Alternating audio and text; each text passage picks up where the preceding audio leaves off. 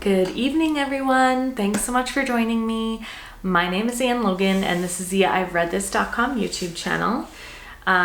It is still very light here, even though it's like close to 9 p.m., which is so great. That's one thing that I love about the summer. So that's why it probably feels like I'm recording in a very bright area right now, because I technically am.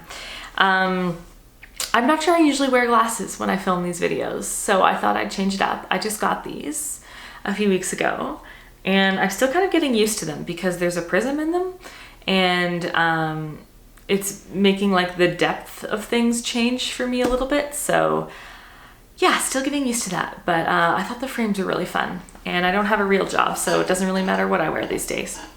Today's book is called The Storm by Arif Anwar. And this was published by HarperCollins in 2018, so it's fairly recent. It begins with a storm, the anticipation of a storm at least. We meet a young woman named Hanufa who is very poor. She lives basically on the coast of the Bay of Bengal in like a clay hut. And she hears from a neighbor that a very large storm is coming. So she begins preparations for that. She sends her young son away with a friend to seek shelter. And she goes up to the mountains to like release her goat and bury their belongings, like pots and pans and stuff, in the sand. And then we leave her and we fast forward. That was 1970 that she's preparing for the storm. Then we fast forward to 2004 and we meet a man named Shar who is living in Washington, D.C. And he's worried that he's going to be deported by the American government because his visa is running out. And but he wants to stay because he has a young daughter who's an American citizen. And then we leave him and then we go back. So this is all just like chapter by chapter. Then we go back to like the 1940s and we meet a young woman named Claire who is a female doctor, an English female doctor. And she's tending to the wounds of a Japanese prisoner of war. And then we fast forward a few years and we meet a couple living in Calcutta right before some riots break out there. So we're introduced to a whole whack of people, and it's not clear at first what their connection is if any.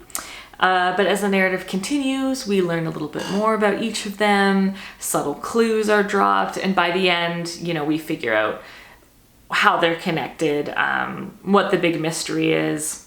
This isn't a mystery book per se, it's literary fiction, so it's a very in-depth character study, but there is this kind of undercurrent of mystery running through it, which I really enjoyed. And the storm that the title's referring to was actually based on a real storm, the 1970 Bola cyclone, which apparently, according to Google or Wikipedia, killed like 500,000 people. So it was a really terrible, terrible storm, and it hit a very poor part of I guess what is now Bangladesh. So it really devastated the country. And so basically the book is just about these lives and how they're connected and how this storm played into the stories of all of these people.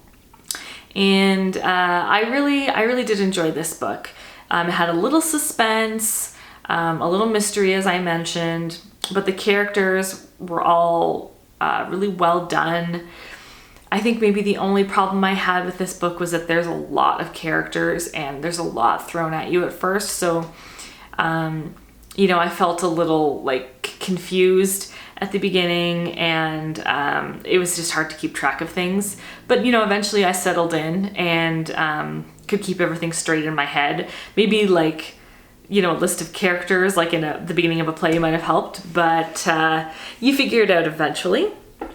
And it is a really interesting story, and I was sorry to see it end. I guess you could say that. So always a sign of a good book when you're sorry that you're turning the last page and not relieved. So there you go. The Storm, highly recommended. I don't think there's anything else I really need to say about it other than I enjoyed it. It's a good read. This is something that you could pass along to a lot of different people too. I think it appealed to a lot of different types of readers. There's, a lot of historical fiction in it.